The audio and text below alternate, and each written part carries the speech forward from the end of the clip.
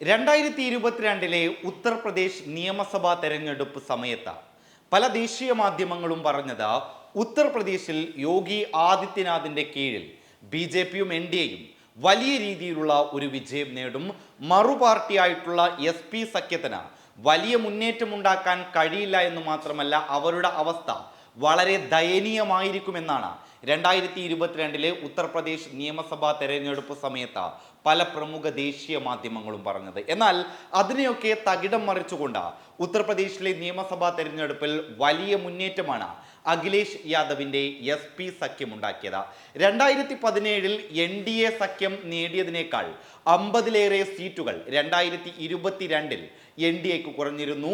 403 അംഗ നിയമസഭയിൽ 273 സീറ്റുകൾ നേടാനാണ് NDA സഖ്യത്തിന് കഴിഞ്ഞത്. NDA 350ലേറെ സീറ്റുകൾ നേടി വളരെ മൃഗീയമായിട്ടുള്ള ഭൂരിപക്ഷം ഉണ്ടാക്കുമെന്ന് പലരും പ്രവചിച്ചയിടത്താണ് NDA 273ലേക്ക് കൂപ്പുകുത്തുന്നത്. അതും 2017നേക്കാൾ 50ലേറെ സീറ്റുകൾ കുറവ്.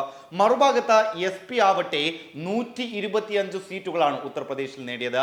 2017 ഉത്തർപ്രദേശ് നിയമസഭാ തെരഞ്ഞെടുപ്പിനെ അപേക്ഷിച്ച് നോക്കുമ്പോൾ 70ലധികം സീറ്റുകളാണ് അഖിലേഷ് യാദവിന്റെ SP ഉണ്ടാക്കിയത്. ഇത്തരത്തിൽ ഭരണത്തിലേക്ക് തിരികെ എത്താൻ സാധിച്ചില്ല എങ്കിലും SP കീഴിൽ വളരെ മികച്ചൊരു മുന്നേറ്റം അല്ലെങ്കിൽ ഒരു തിരിച്ചുവരവാണ് ഉത്തർപ്രദേശിൽ നടത്തിയത്. ഏറ്റവും ഒടുവിൽ ഈ വർഷം നടന്ന ലോക്സഭാ തെരഞ്ഞെടുപ്പിൽ 2022 തെരഞ്ഞെടുപ്പ് ഫലം ആവർത്തിക്കില്ല എന്നും 2024 ഈ ലോക്സഭാ തെരഞ്ഞെടുപ്പിൽ യോഗി ആദിത്യനാഥിന്റെ കീഴിൽ വലിയൊരു മുന്നേറ്റം BJP ഉണ്ടാക്കുമെന്നും യോഗി ഫാക്ടറും മോദി ഫാക്ടറും അയോധ്യ രാമക്ഷേത്ര ഫാക്ടറും ഒക്കെ ഉത്തർപ്രദേശിൽ വർക്കൗട്ടാവുമെന്ന് BJPയും ദേശീയ മാധ്യമങ്ങളുമൊക്കെ പറഞ്ഞിരുന്നു. എന്നാൽ 2024 ലോക്സഭയിൽ ആകെയുള്ള 80 സീറ്റിൽ 37 സീറ്റുകൾ നേടി വലിയൊരു മുന്നേറ്റം അഖിലേഷ് യാദവ് ഉത്തർപ്രദേശിൽ നേതൃത്വം നൽകുന്ന ഇന്ത്യ മുന്നണിക്ക് ഉണ്ടാക്കി കൊടുത്തിട്ടുണ്ട്.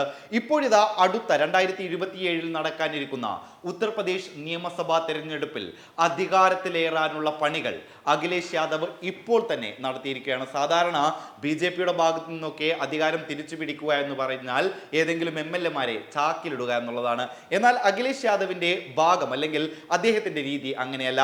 ഇപ്പോൾ തന്നെ അടിത്തട്ടിൽ കൂടുതൽ പ്രവർത്തനങ്ങൾ നടത്തി 2027 തെരഞ്ഞെടുപ്പിൽ സംസ്ഥാനത്ത് അധികാരത്തിൽ വരാനാണ് അഖിലേഷ് യാദവ് ശ്രമിക്കുന്നത്. ഇതിന്റെ ഭാഗമായി പിച്ച്ഡേ എന്ന് പറയുന്ന ഒരു ആശയം കഴിഞ്ഞ തെരഞ്ഞെടുപ്പിലൊക്കെ SP മുന്നേറ്റത്തിന് ആക്കം കൂട്ടിയ ഒരു ആശയമാണ് പിച്ച്ഡേ എന്ന് പറയുന്നത്. അതായത് സംസ്ഥാനത്തെ ന്യൂനപക്ഷങ്ങളെ പ്രതിനിധാനം ചെയ്യുന്ന ഒരു വാക്കാണ് പിച്ച്ഡേ. ന്യൂനപക്ഷങ്ങൾക്ക് കൂടുതൽ തൊഴിലവസരങ്ങളും അവരുടെ പ്രശ്നങ്ങൾ ചർച്ച ചെയ്യുന്നതിനുമായി ബന്ധപ്പെട്ടുകൊണ്ടുള്ള കൂടുതൽ ക്യാമ്പയിനുകളാണ് അഖിലേഷ് യാദവ് ഇപ്പോൾ ഉത്തർപ്രദേശിൽ നടത്തിക്കൊണ്ടിരിക്കുന്നത്. അതിന്റെ ഭാഗമായി സമാജ്വാദി പാർട്ടിയുടെ യുവസഭയ്ക്കാണ് ഇതിന്റെ മുഴുവൻ നേതൃത്വവും അദ്ദേഹം നൽകിയിട്ടുള്ളത്. ഇവരുടെ കീഴിൽ ഓരോ ഗ്രാമങ്ങളിൽ ചെന്നും ഉത്തർപ്രദേശിലെ തൊഴിലില്ലായ്മയെ പറ്റി സംസാരിക്കുകയും 2027 അധികാരത്തിലേറിയാൽ SP സർക്കാർ ചെയ്യാൻ പോകുന്ന കാര്യങ്ങളെ പറ്റിയുമൊക്കെ വളരെ വിശദമായി കാര്യങ്ങൾ അവതരിപ്പിക്കുകയാണ് അഖിലേഷ് യാദവ് ഈ ക്യാമ്പയിനിലൂടെ. അതേസമയം മറുഭാഗത്ത് BJP ഇപ്പോൾ വലിയ പ്രശ്നത്തിലാണ്. അവർക്കിടയിൽ ഒരു ആഭ്യന്തര യുദ്ധം ഇപ്പോൾ ഉത്തർപ്രദേശിൽ നടക്കുന്നുണ്ട്. യോഗി ആദിത്യനാഥിനെതിരെ ഉത്തർപ്രദേശിലെ പ്രമുഖ BJP നേതാക്കളൊക്കെ രംഗത്ത് വന്നത് മൂലം ഉത്തർപ്രദേശിലെ BJP ഛിന്നഭിന്നമായിരിക്കുന്നു.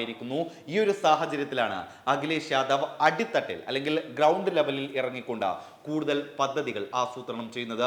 2 മികച്ച വിജയങ്ങൾ അല്ലെങ്കിൽ 2 മികച്ച മുന്നേറ്റങ്ങൾ നിയമസഭയിലും ലോക്സഭയിലും ഉണ്ടാക്കിയത് കൊണ്ട് മാത്രം 2027 തെരഞ്ഞെടുപ്പ് കയ്യും കെട്ടി നോക്കിയിരിക്കാൻ അഖിലേഷ് യാദവ് തയ്യാറല്ല. മറിച്ച് 2027 തെരഞ്ഞെടുപ്പിലേക്കുള്ള അക്ഷീണമായിട്ടുള്ള പ്രയത്നം അദ്ദേഹത്തിന്റെ ഭാഗത്തുണ്ടാകുമ്പോൾ തീർച്ചയായും യോഗിയുടെ മുഖ്യമന്ത്രി കസേരയ്ക്ക് അത് ഇളക്കമുണ്ടാക്കുന്നതാണ്. News desk public Kerala.